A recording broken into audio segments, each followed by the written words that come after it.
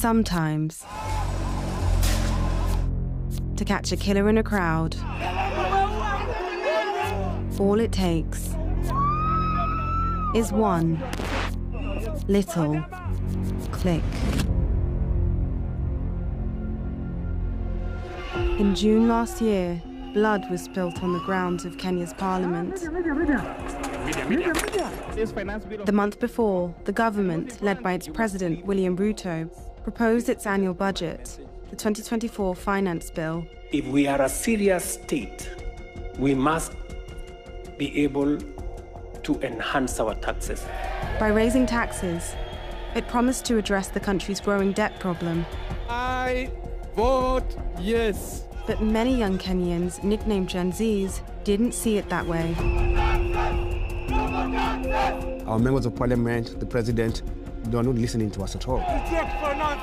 People just had enough of everything. That is where it all began. On June 25th, everything changed. More than 100,000 Kenyans hit the streets of Nairobi. Their aim? Occupy the parliament. They were going there as owners of the house. It's a people's assembly, belongs to the people. At first, security forces held them back with tear gas and truncheons. But as the day went on, tactics changed. Every single time we went to the streets, we even had our hands up saying, we are peaceful, we are peaceful. But they still gun people down.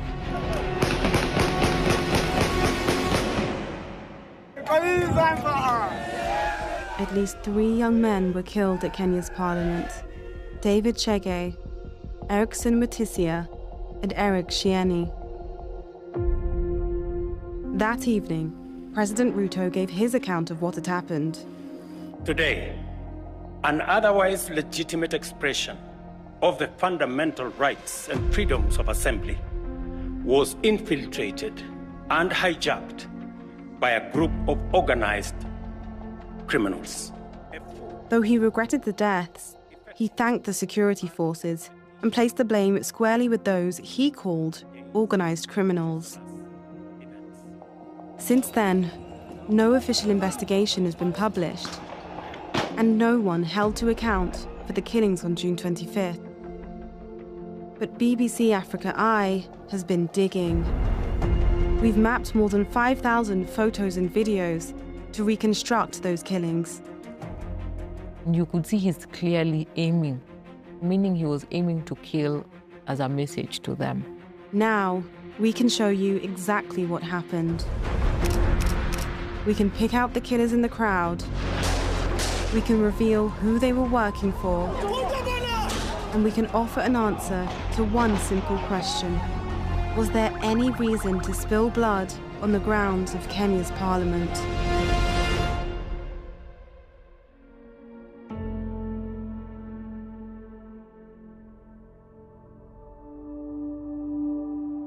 When I came into office, I told everybody, tighten up your belts. I am not going to preside over a bankrupt country. I am not going to preside over a country that is in debt distress. In 2024, the government produces another finance bill. Taxing basic commodities, so people couldn't afford them anymore. Over the past decade, our tax revenue as a share of GDP has remained stagnant. This stagnation is a cause for concern. It's already really hard for everyone as it is, and the taxes are going to make life much harder for all of us. The whole principle is that you must live within your means. We have billions of Kenya shillings lost in corruption every single day, and no one is held to account. The differences between how the common citizen is living and how the political class is living is... People are just pained, and our members of parliament, the president, they are not listening to us at all. This committee did indeed listen to the people of Kenya. From the VAT that was proposed on bread, to the border sector, to the eco levies on diapers, on sanitary towels. There was anger that was expressed yesterday on the streets. And we start this hour in Kenya, where the security forces have clashed with hundreds of protesters opposed to tax hikes put forward by the government. It was a Gen Z protest to begin with, young people. The protests, they're not only in Nairobi, they're across the country. For the first time, it was the Kenyan people, the working class, and the middle class, and the lower class against the ruling class. Even when we were on the streets, they don't understand why we are there. We did the first protest on the June 18th arrest, June 20th arrest, and then we said on the 25th, we are coming back to occupy Parliament. The atmosphere was extremely tense, but no one really anticipated what would have happened on 25th. Honorable members, we have quorum to transact business. June 25th, 2024. Yes, order. 9:30 a.m. at Kenya's Parliament. We are dealing with a very important issue of the finance bill. Inside, MPs are filing in for the last reading of the government's finance bill. Outside, it was a party. It was a beautiful party. Kids came out with Bluetooth speakers and their water. It was a carnival, the entire city. There was no destruction. There was no violence. There was only one goal. When we started reading the bill, we go to Parliament. I'd look at every corner and every side. I really felt that this was it. This is something this country has never seen before. I saw hope. My name is Ademba Alans. I'm a journalist by profession, currently in school. On June 25th, for me it was just a normal day. I knew people would just be there, shout, Ruto must go. People are live streaming on their TikTok, on their Instagram, and now the media is here. These things are being live streamed on national TVs. That's when I realized that it was going to be serious. Honorable members, do we put the question? By the time voting begins, will as many as of that opinion say aye? Numbers have hit over 10,000 in central Nairobi. But said, you know what, we're going to go all out. We felt this was possible, we would finally occupy Parliament. But the police have other ideas. Now the numbers start getting bigger and people actually start getting arrested. The police are everywhere. They're trying to push people back. People start confronting the police officers, not fighting them, but asking them, why are you arresting us? We are peacefully protesting. For 3 hours, more than 100,000 protesters pour in from the east, the north, and the west. They unite and push towards their target, Parliament. We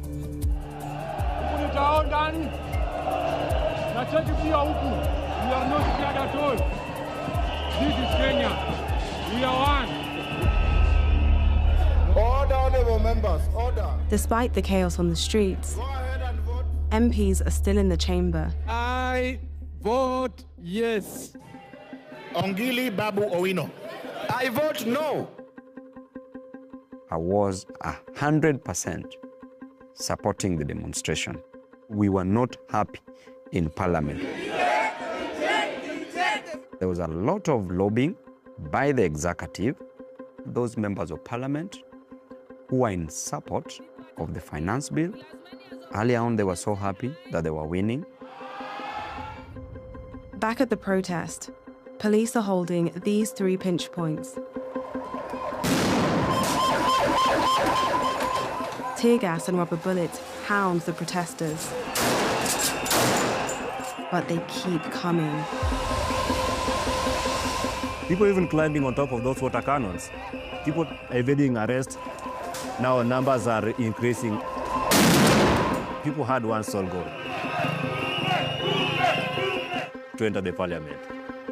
By 2 p.m, police are mounting a last defence at the northeastern corner of Parliament. But they're surrounded.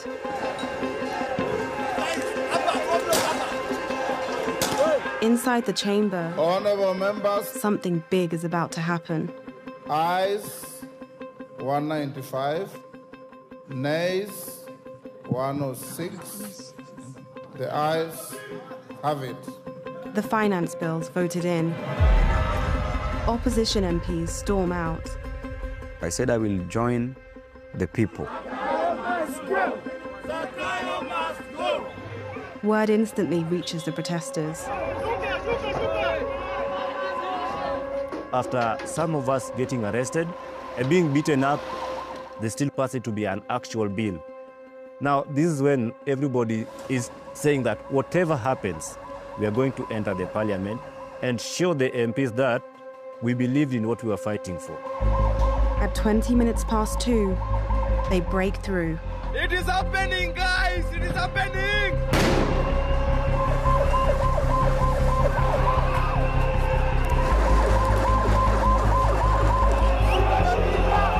They've reached Parliament. Watu wamemanage kuingia Parliament. People are inside the Parliament. A lot happens at once in the next hour, so we're going to break it down minute by minute. We've analysed over 5,000 photos and videos shot on the ground that day. We've determined when each was shot, using camera metadata, live stream timings, and public clocks visible in the shots. And we've plotted where they were shot on a 3D reconstruction of the site, giving us a second-by-second, 360-degree view of what happened next. We left the protests at 20 minutes past 2, with police in full retreat. Some demonstrators pursue them down Parliament Road. Others overrun this area and destroy an abandoned police truck. The rest tear down the fences and set foot on the grounds. The incursion is short. They don't make it inside. Security forces return up Parliament Road to clear them out.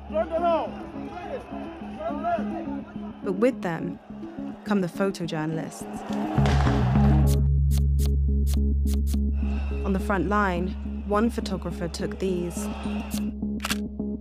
He didn't know it then, but he'd just captured the last 3 seconds of this man's life.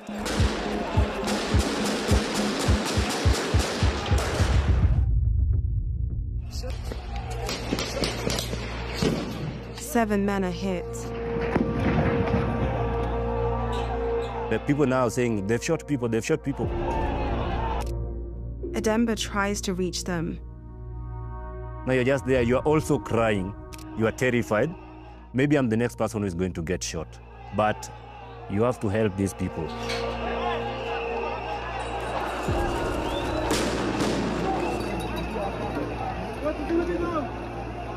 But for 2 of those men, he's already too late. There was a guy next to me, was in white overalls. I don't know where he's shot, but he was shot. You could see blood.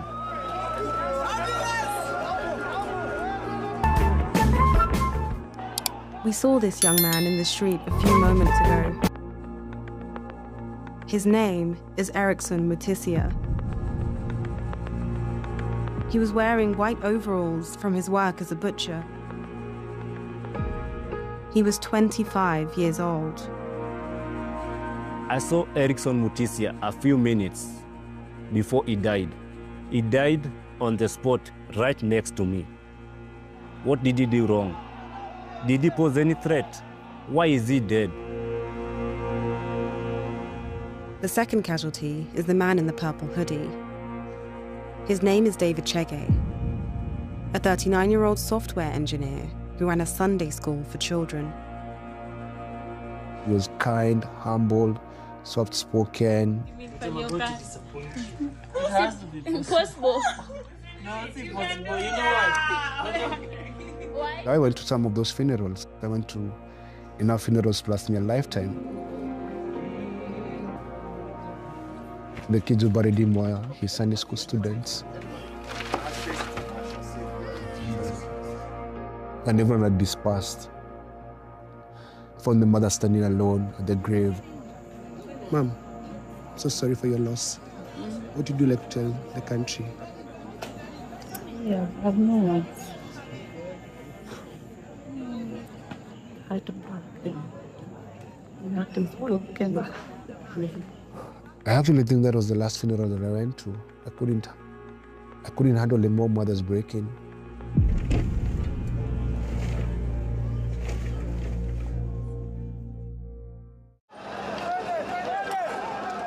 To find David and Ericsson's shooter, we need to find the moment he pulled the trigger. Police advance up Parliament Road, then this happens.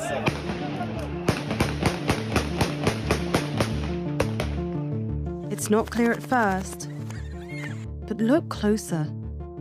One officer kneels to a firing position, and then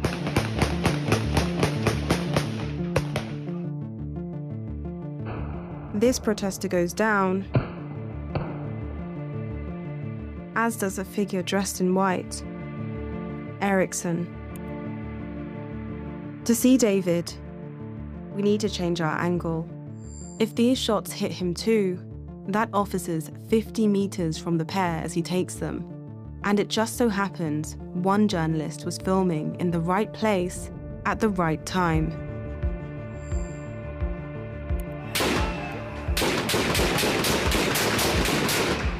Same shots. The protester we saw fall in the first video, and David, now dead next to him. There's no doubt some of these shots hit David and Ericsson.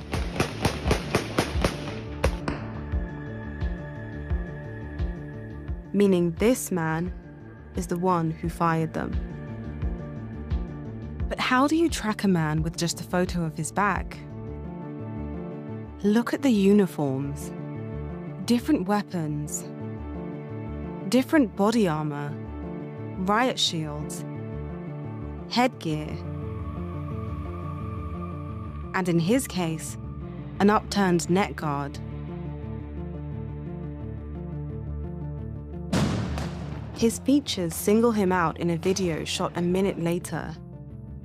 A perfect match.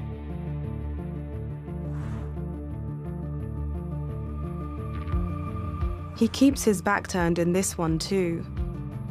All except for one little click. Before he opened fire, he made sure to hide his face.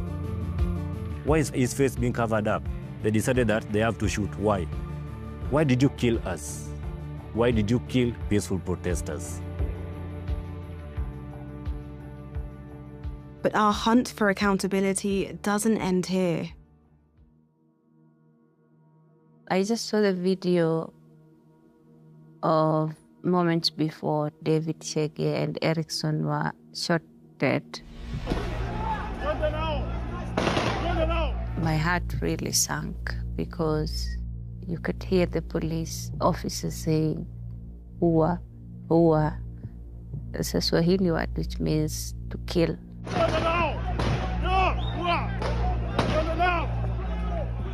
Why would a police officer who is mandated to protect us be that brutal and cruel for nothing? After months of digging, BBC Africa Eye can identify this police officer. His name is John Kaboi. Multiple sources told us he's a plainclothes officer based at the Central Nairobi police station. Even after the fatal shots, he could still be heard urging his colleagues forward to kill. This is the man who fired those shots into a crowd 50 meters from him. And this is the officer who urged him to do it. Both David and Eriksson were in that crowd. Neither of them were armed, and neither of them were organized criminals who'd hijacked the protest. This is what the state is, killing its brave, harmless youths, demanding for a better country. Eriksson's friends carry his body to the southern gate of Parliament.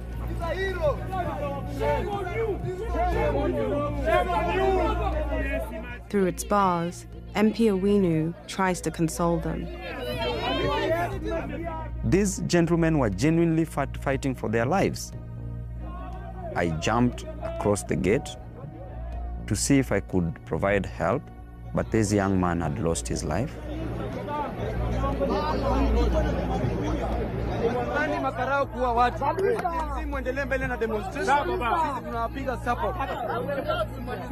From that moment, the Gen Zs were very close to Parliament. The only thing that they could fear was fear itself, and they said that enough is enough.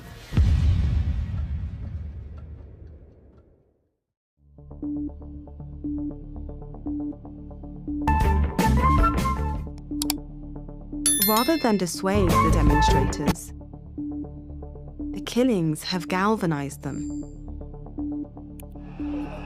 They try for Parliament again, but this time they do it differently. People came in numbers. Like, a whole stadium is there. Most of them are just, they fear for their lives, but they want to get to the Parliament. One man at the front of the pack stands out. We saw him earlier, photographed seconds before David and Eriksson were shot dead.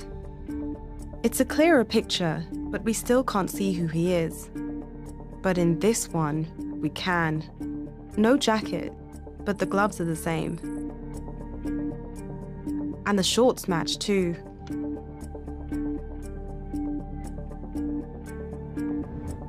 His name is Eric Shieni. On a normal day, he'd be studying at university. But today, he's on the front line.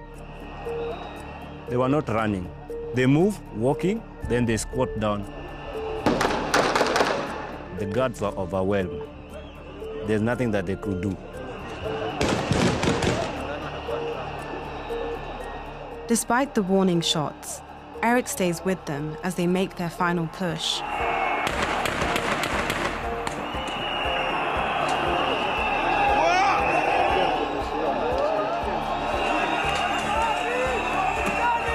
People now entered the Parliament.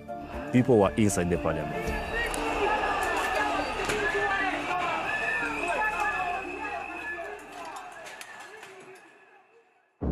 Once inside, momentum turns to mayhem. The damage is in the millions. Even the chamber is breached. Mr. Speaker, sir, I'm here to address you. You must go. Ruto must go. The last MPs who were just in that chamber evacuate. Those MPs were so scared. Some were running through the tunnels. Some were getting into ambulances, trying to escape. The destruction is severe but short-lived. After 5 minutes, they're leaving. Maybe it's an adrenaline rush or something, but your brain telling you that somebody is going to die. There's Eric. Something spooks the crowd.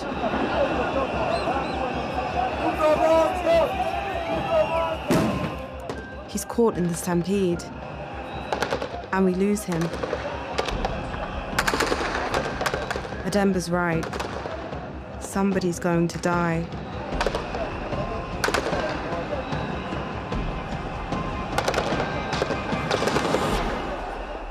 What just happened? Behind the smoke, 3 bodies remain. 2 of them are wounded. Ademba's there again, leading the evacuation. This person is heavily bleeding. There is no ambulance, so we carry him. They're shooting us. Why are you shooting us? Why are you killing us? I feared for my life that my parents could never see me again. But I also feared to let other people die when I could help. But the third casualty is beyond Ademba's help.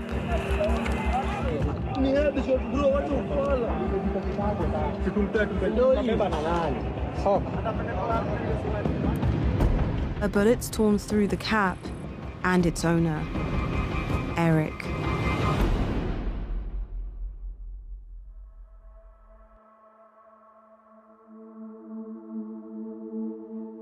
Eric Kayoni Shieni. Good day. Good day. Perfect day. He was a 27-year-old student of the University of Nairobi. He studied finance. I hope that his death is not in vain. And as long as we live, we shall fight for justice for him and the others who died in streets. Baby, fani sina, leo sina kitu, kesho nitafanikiwa. Only you, baby, my only one.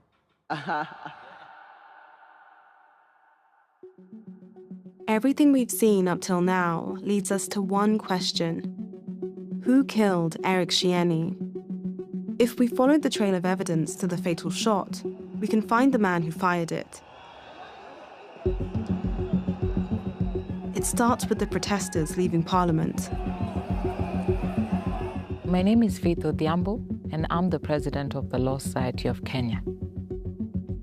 The video is very clear. It shows that the protesters were walking out of Parliament, and when the shooting starts, they were all running out.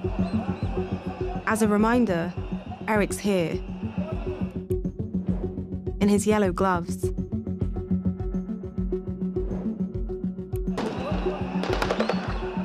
We lose him for a moment,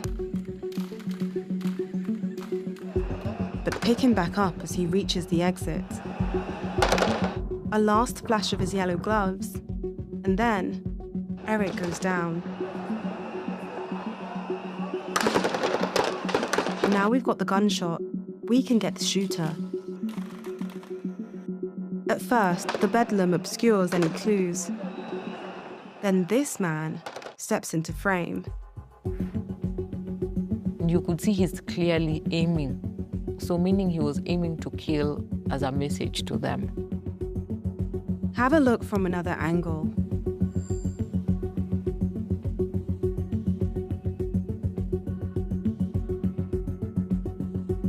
He's just 25 meters from Eric. And there's no question where his rifle's pointing.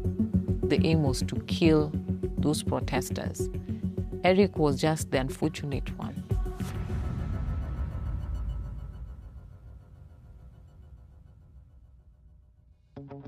With this video alone, our trail to the shooter looks like it's ending.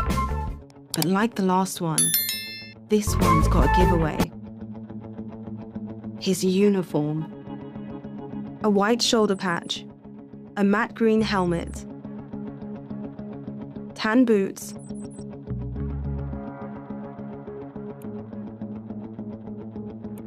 and a solid stock rifle. Perhaps that's enough.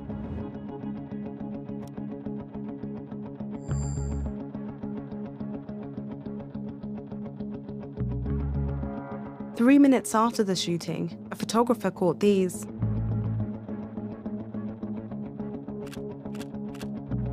At first, the uniforms all seem the same, but there's actually subtle differences. Wrong headgear, no shoulder patch, different rifle stock. But what about him? Same helmet, same boots, and a solid stock rifle. And the shoulder patch?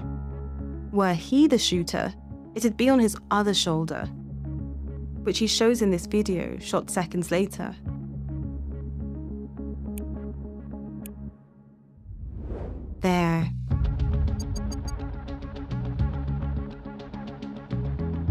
We scoured through more than 150 images of the scene, taken within 10 minutes of the shooting. In all of them, only one man matches all the criteria on this list. Him. Eric deserved a fair hearing. We don't know if he damaged Parliament or not. He wasn't aggressive. He was leaving the premises. They could have had him arrested, but the fact that you shoot his head, it was clearly an intention to kill. You have become the judge, the jury, and the sentence executioner for Eric.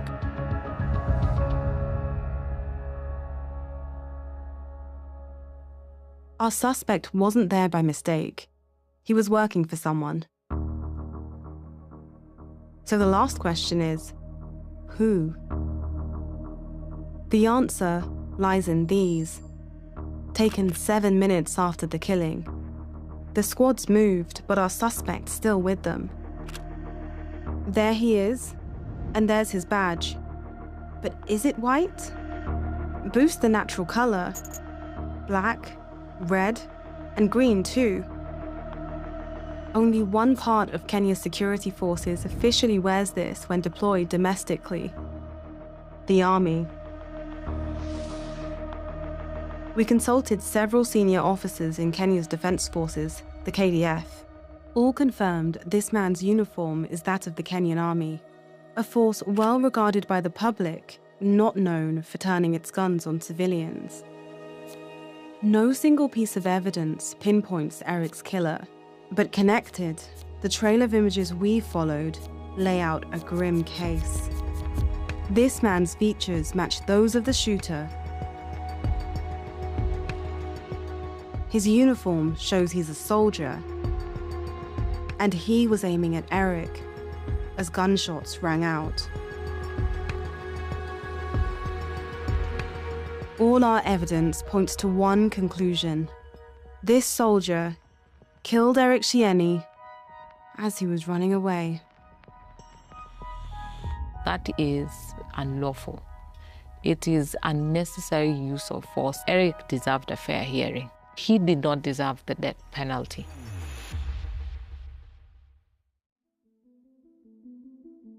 It was very terrible that day. Let me just breathe, because there was actual psychological effect on me following the demonstration, because seeing what I saw in front of the parliament, the blood all over the ground, I wouldn't wish for anybody to go through that, any family to witness their son being buried.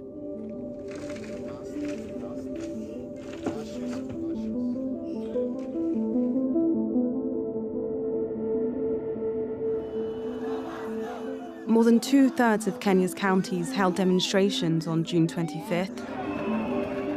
There was turmoil in some. Shops were looted, buildings torched, and an estimated 30 people killed. The account President Ruto gave on June 25th painted some of the protesters as organized criminals who hijacked the demonstrations. But for the killings at Parliament, the account captured on the cameras of those who were there is quite different. An account of impunity, of brutality, of blood. The individual police officers that were caught on camera shooting. How do you sleep at night? There's a mother who wakes up every day crying because she lost her son. How do you live with yourself? The next day, President Ruto backed down. I run a government, but I also lead people. And the people have spoken. I concede. And therefore, I will not sign the 2024 finance bill. That becomes our collective position. Our country is recognized. We are all one and we're all Kenyans. And we are fighting for the same thing. A single spark of defiance from these Gen Zs were able to change a whole trajectory of a country. You must listen to the heartbeat of the nation. You're killing us. We're going to demand for accountability and justice. We're never going to give up. We, the citizens, have the power, not them. We have a generation that once they believe in something, they will do anything for it. If you believe in something, just fight for it.